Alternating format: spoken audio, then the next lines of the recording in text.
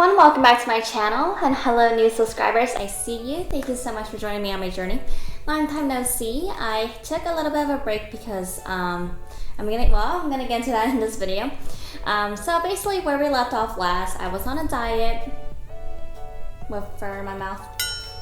So basically where we left off last was I was on a diet, and I was gonna update you where I was on this diet. If you didn't watch my last video, go ahead and watch it here. It is a slow carb diet that I was on, and in the last video I go over all the rules and everything, so I just want to give an update. So I started my diet on July 19th, 2020, and that's the day after my anniversary, and that's why I started on that date. And then I was on the diet pretty successfully for around 6 weeks, but I had some hiccups. So last time you saw me, it was a 2-week check-in. Right after I filmed it, I had a really weird health scare where I was having these really crazy dizzy spells. And I work in an office for my day job, and I'm on a computer and everything's turning white and blurry, and I'm not able to like make out numbers, and I'm like, what is happening to me? I actually was sent home from work because they were worried about me, and I didn't think anything of it. So basically what I thought was happening was I was accidentally falling into ketosis, because slow carb diet is basically right before ketosis. Slow carb diet is basically the one less step, how do you describe this? Like basically there's slow carb diet and there's keto diet, because keto is just a more strict version of slow carb. And because you're like reducing your carbs to like really low instead of, and no cheat day and stuff like that.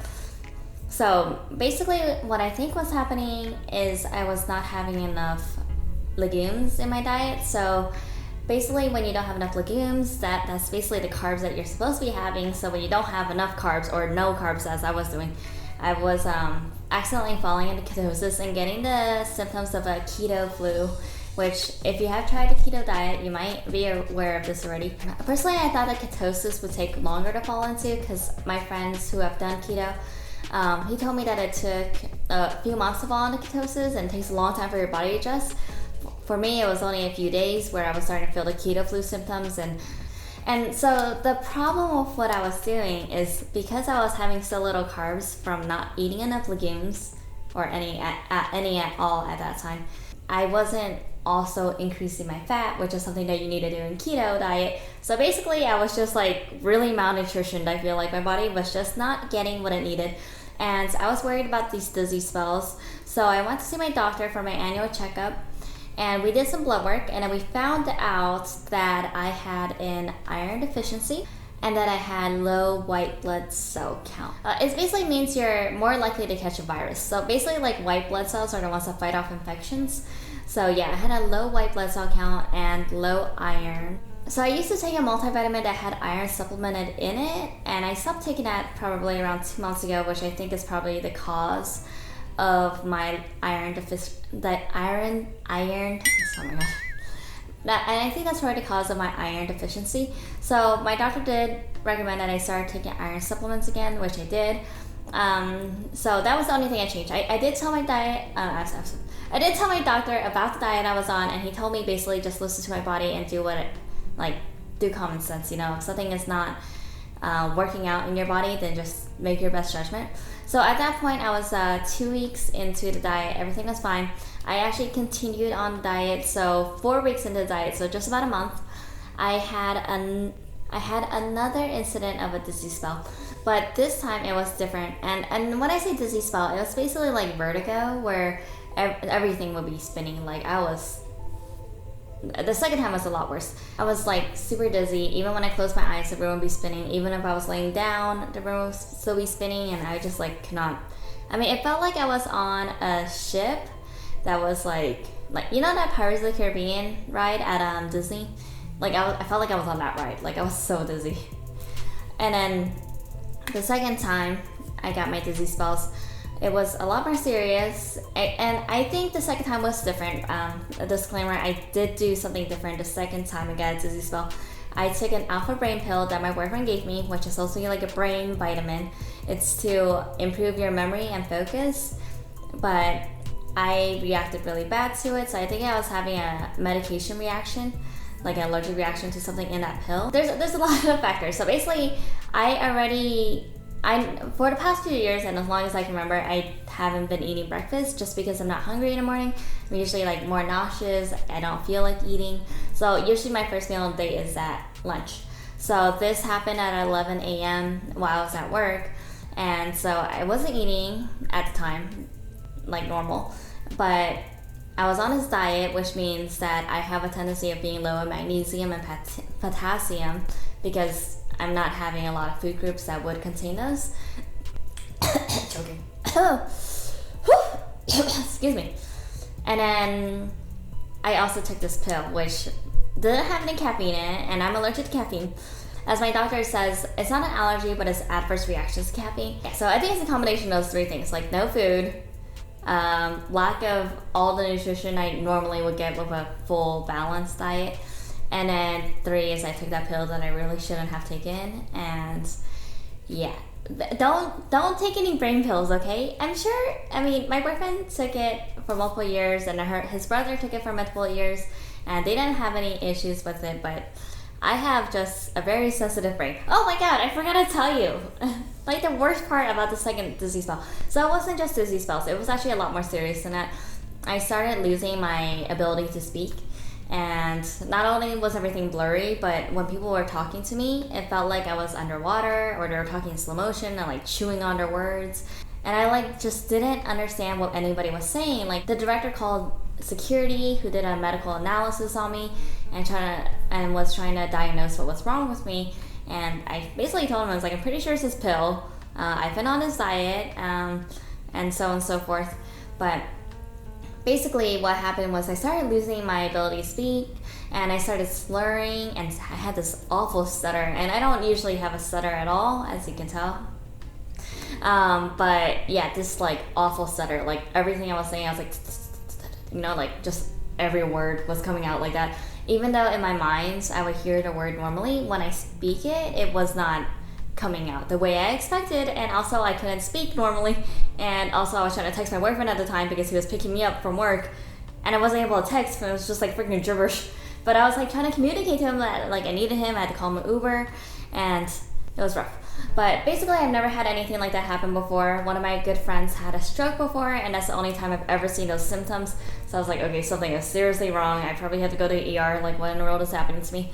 I did end up calling my doctor. I told him that I was getting dizzy spells again, and then I told him that I had this weird speech impediment where I wasn't able to talk properly and I had a stutter. And then he was like, okay, I need you to go to ER, and I need you to run some tests. And I was like, okay. And so me and my boyfriend, we drive to the ER, and I don't know about you guys, but I live in the US, and insurance here isn't always the best, especially if it's provided by the employers. Just going to the hospital is like a $500 to $1,000 copay, and that's immediate right off the bat. And then you have to pay 2/3 of the bill after that. So let's say that my bill came up to $20,000. I will be paying like, oh my god, why do I make myself do math? Okay, let's say my bill was like $30,000, and I would have to pay like $20,000, and that's in addition to the $500/$1,000 copay, plus an additional $2,000 if you're admitted. So as a finance major, and my job is in finance, of course I'm thinking about finances. So I was worried about that. And not only that, my speech impediment actually started going away. This was probably around 2 to 3 p.m. I was able to talk normally. I didn't have a stutter. I wasn't slurring anymore. I didn't feel like I was like drunk speaking. I still had like dizziness and confusion, but it wasn't as bad as it was because I was drinking a ton of water. I was trying to flush out whatever was in that pill. And so I called my doctor. I told him the situation.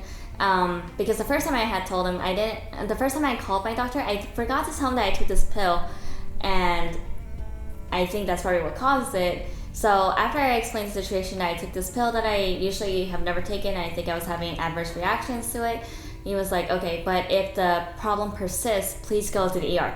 And I was like, okay. So I got the blessings from my doctor that I didn't have to go to the ER because my speech impediment went away. And then the rest of the day I just spent eating and resting, and that day I had as a cheat day, so I basically just like refueled my body. So this was a month into the diet, okay, just to give you some perspective. After the second dizzy spell, my brain was like, oh yeah, this is fine. It's not my diet. I can continue doing this. I kept on going on a diet. I was still trekking this long as I've ever been on a diet, actually, because the first time I did it, I only lasted 23 days. And I haven't lasted anything. All the other times I've done it past that, I haven't exceeded 23 days. So yeah, that was my record. So 4 weeks, I was like, oh my god, I got this. I'm gonna do this till like the holidays, like Thanksgiving, like Christmas. I'm planning out those holidays, and I was feeling great on a diet. I was losing weight. Total weight loss on a diet was around 7 pounds, roughly, and that was in a span of roughly 6 weeks, if you wanted to know. And I'm not gonna put my weight on here because I'm not that comfortable yet. I mean, maybe one day I will, but I'm not at my goal weight yet, so not yet, okay? I'm still working on it. Okay, so basically fast forward 6 weeks into the diet, I started having really bad, I would say, bouts of like depression where, and this is also kind of tying into why I haven't filmed in a long time. I was just having these really, like I was like in a rut. Like I was just like depressive. I was moody. I mean, you can ask my boyfriend. He said I've never been in such a bad mood out of like 7 + 8 years I've known him. And yeah, I was just in a bad mood constantly, just like angry and like snappy and just not the best person to be around. And I kind of saw it, I mean, last video you saw me talk about this. I said that I had a highlight of the day, and basically my only focus of the day was to be on the diet. And that was basically consuming all of my energy was being on the diet, which isn't bad or good per se, but let's just say it kind of just consumed me, and it really didn't have to. And so basically my boyfriend, who was a combat medic in the army, he's a veteran, he's a retired veteran now, he basically advised that I get off the diet and go back on to eating regular food so I'm not deficient anymore. It might help with my like kind of like depressive episode, because my doctor was talking to me about that, and I have been refusing to go to therapy again because I can't get myself to pay for the copay. Struggle. I really gotta take better care of my mental health.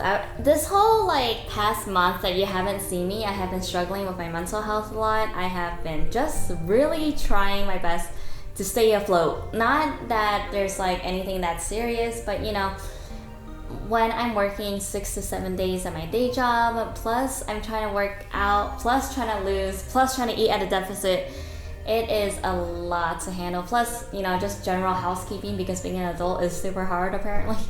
And I'm struggling with that, And, just like regular maintaining your relationships, your friendships, and so on and so forth. So, yeah, I have been struggling a lot with my mental aspects of health. And so, after I got off my diet, I really was resistant to leaving it. I was kind of clinging on to, I'll just slightly modify it. But of course, that's not what happened, because once you open a bridge, like all the water flows out. And, I don't know if that's a saying people say. Do people say that? But yeah, it was like all heckle broke loose, and it was like, I just started eating a lot of food, and all the food I wasn't supposed to be eating. So basically every day was like a cheat day. But I did start tracking my calories and my macros using the app called My Plate. And I know a lot of people use My Fitness Pal, but I was like not willing to pay for it, so I just used a free My Plate app instead. So yeah, so I started tracking my calories. I checked multiple websites to see what calories I should be eating to be at a deficit, and let's say that my maintenance calories are like 1,800 to 2,000. Like my calorie deficit that I'm going off of was like 1,350. That was my goal. And I have now been doing this for, let's see, I don't know. I think I've been calorie tracking and macro tracking for around 3 weeks, trying to be at a deficit. And the reason I say trying is because I have been epically failing. If my goal is 1,350, I've been eating 2,000 to like 3,500 calories a day. And it's hard, like, there was one day where I tried so hard to stay within my calorie range. I was so hungry that I ate like pretty much 1,300 calories just for lunch. And that was my whole calories for a day, basically. And then so I was like, okay, you know what? I'll forego dinner. I'm doing the OMAD diet, 1 meal a day diet. And yeah, so I went to sleep hungry, which is never a good thing. And then my boyfriend, he decides to cook a sandwich at 3 in the morning when I have work in the morning. And I smell this like beautiful aroma. I was like, oh, is he making pancakes? Oh, is he making bacon? Oh, he's making me toast. Like he somehow read my mind and knew I was hungry because he knew I was like fasting until the next day. I like legit thought he was cooking for me at 3 in the morning. I was like laying in bed. I was trying to sleep it off. I was like, okay, just ignore it, whatever. And then the smell started to go away and I was like, wait, did he eat my food? And I got like really, I want to say angry, but I was like kind of offended because I was like, why did he eat my food? So when he came back to bed, I was like, what'd you do? He's like, oh, I just made myself a sandwich. I realized I haven't eaten all day. And I was like, oh, because you know I was fasting and I thought you were making food for me and I'm hungry. He's like, oh, you want me to make you an omelet? And I was like, I guess. So 4 in the morning on a work day, he makes me an omelet. I eat the omelet and he made me like all this toast and avocado and everything and whatnot. And it was delicious, but it was also 1,300 calories. And it was before I even woke up for the day and I already used my calories. So that's like breakfast, lunch, dinner. Just kidding, I don't eat breakfast. So lunch and dinner is like I didn't have any calories allotted for the rest of the day. So that was a struggle. Obviously I ate regular the rest of the day and ended up around 3,500 calories, which is my highest calorie day so far. And after that day, I weighed myself and I had gained weight approximately 4 pounds from my lowest weight when I was on a diet. I started being a little bit more strict with myself. Still haven't eaten within my calorie range yet to this date. I try to stay, probably around 1,800 to 1,900, and that's like me really, really trying, and I'm still hungry, I should also say that another reason why I was eating so much is because I was working out a freaking ton. As soon as I got off the diet, I was already working out 3 to 5 times a week, but then after the diet, after I officially got off, I worked out 7 days a week. I didn't have any rest days. I had like active recovery days where I did like yoga or Pilates or I did like easier days, but I didn't have a day off of working out. So I ended up working out for 13 to 16 days straight, I think. I don't have my fitness planner on me, it's in the dining room, but yeah, I ended up working out for a freaking ton of time and my calves would be super sore and I would just like not be able to recover, but I didn't want to break the streak. After I was working out for 13 days or 16 days straight, I weighed myself and I was about flat to like slightly 2 pounds over what I usually was at when I got off my diet. So I was like, okay, good. I'm like losing at a very slow pace and everything was fine. But then I just didn't get off the couch one day. And then the reason why I say this is because I'm like a couch potato at heart, and you watched my how to stop binge watching TV video. Like that's a video dedicated to me because I watch so much TV. But I didn't get off the couch one day. And then that ended up being 5 to 8 days. Yeah, you think I would get, why am I getting ranges for everything? I was looking at the dates yesterday and I think it was like 7 or 8 days. So I worked out for 13 days straight and then I just didn't get off the couch. And that's not to say I stayed on the couch for a week, but you know what I mean. Like I just didn't go make myself work out like I normally do. And then I just took a week off of working out, and then I saw my body fat percentage start increasing, whereas my weight was kind of like fluctuating up / maintaining. And with me eating, I wouldn't say overeating, but me eating at maintenance plus calories, it's kind of hard to lose weight when you're not doing any exercise to offset you eating at maintenance. Because basically if I eat at maintenance, but if I work out, it's like kind of brings me to a deficit. So basically that was a struggle. And now we are at present day where I am trying to stick within the 1350 calorie. It is a struggle. I have not gotten very close. Like, let me check my plate since I started. So as you can see, this is a 1,000, 2,000, and 3,000 range. You see that day that I told you I ate over 3,000 calories? That was the day I had an omelet at 4 in the morning. But yes, as you can see, there's only been 2 days out of the 3 weeks that I've been doing this that I actually was at my goal. Yeah, so you guys can pretty much see I pretty much consistently overeat. So here's how it works. I'm a kind of like an emotional eater. I enjoy eating. It is something that brings me so much joy. I'm a definite foodie. I love flavors, I love different cuisines, I love the experience of going to a restaurant, I love cooking, I love eating. I mean, everything around food I love, you know? So what would happen is I would restrict calories, and let's say I ate 1,500 calories and I was like, oh, that's a win. The next day I wake up, I'll be so freaking hungry and I ate like 3,000 calories. And I was like, you know, in the long run, I think I'm just like maintaining.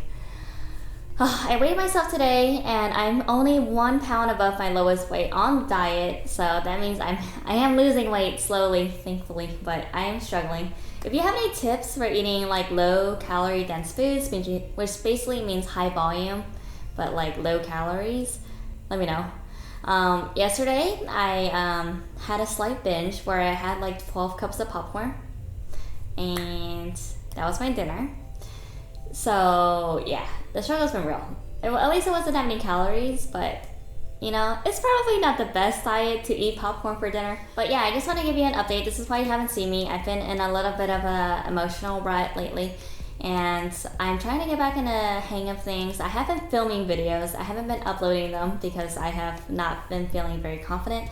I knew going into YouTube that I was going to be my own biggest critic and that I was going to be very hard on myself, especially if the videos are not at the quality that I would like. And yeah, but like I said, I see all you new subscribers. Thank you so much. We've grown over 17% since my last video, and that is an amazing growth. And I see you, and although you haven't seen me, like I still think about YouTube every single day. I think I told you already, like 40 to 60 hours of YouTube in a week. I consume so much media, and I'm always thinking about new ideas, how I want to film. I do kind of want to do vlog style, but then it kind of seems like very heavy to carry a camera around, and also I have such a nice filming studio. So let me know if that's something you're interested in. Also, I'm not really good at planning out cinematography, like cinematic. I'm not very good at figuring out cinematic ways of looking at things, and that makes no sense at all. Like, you know, some people have the creative skill. Like, I have the logic skill. I mean, I'm in analytics, you know, I'm like right side of the brain. I think it's the right side. So thanks so much for hanging out with me. Here's my check-in, and this is what has happened in the past 6 weeks. Thank you so much for staying with me. I highly appreciate it. If you enjoyed this video, please give it a thumbs up and comment down below what you would like to see from me. I want to hear from you guys and see what you actually want me to make so I can feel extra inspired to do it. Until next time, thanks so much for watching. Bye.